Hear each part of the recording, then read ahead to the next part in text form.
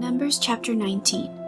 Now the Lord spoke to Moses and Aaron, saying, This is the ordinance of the law which the Lord has commanded, saying, Speak to the children of Israel, that they bring you a red heifer without blemish, in which there is no defect, and on which a yoke has never come. You shall give it to Eleazar the priest, that he may make it outside the camp, and it shall be slaughtered before him. And Eleazar the priest shall take some of its blood with his finger, and sprinkle some of its blood 7 times directly in front of the tabernacle of meeting. Then the heifer shall be burned in his sight, its hide, its flesh, its blood, and its offal shall be burned. And the priest shall take cedar wood and hyssop and scarlet, and cast them into the midst of the fire, burning the heifer. Then the priest shall wash his clothes, and shall bathe in water, and afterward he shall come into the camp. The priest shall be unclean until evening. And the one who burns it shall wash his clothes in water, bathe in water, and shall be unclean until evening. Then a man who is clean shall gather up the ashes of the heifer, and store them outside the camp in a clean place, and they shall be kept for the congregation of the children of Israel, for the water of purification. It is for purifying from sin. And the one who gathers the ashes of the heifer shall wash his clothes, and be unclean until evening.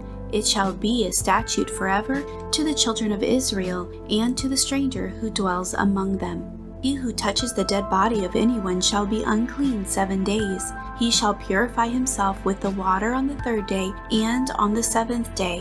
Then he will be clean. But if he does not purify himself on the 3rd day and on the 7th day, he will not be clean. Whoever touches the body of anyone who has died and does not purify himself defiles the tabernacle of the Lord. That person shall be cut off from Israel. He shall be unclean, because the water of purification was not sprinkled on him. His uncleanness is still on him. This is the law when a man dies in a tent. All who come into the tent and all who are in the tent shall be unclean 7 days.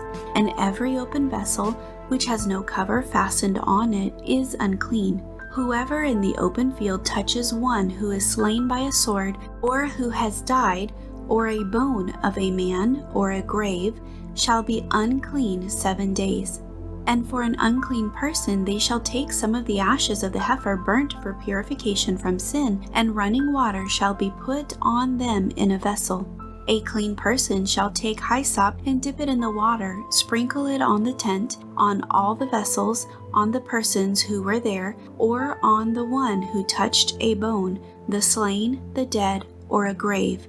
The clean person shall sprinkle the unclean on the 3rd day and on the 7th day, and on the 7th day he shall purify himself, wash his clothes, and bathe in water, and at evening he shall be clean.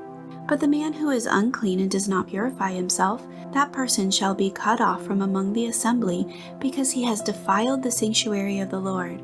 The water of purification has not been sprinkled on him. He is unclean. It shall be a perpetual statute for them.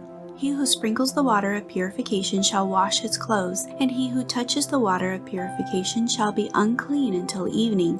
Whatever the unclean person touches shall be unclean, and the person who touches it shall be unclean until evening.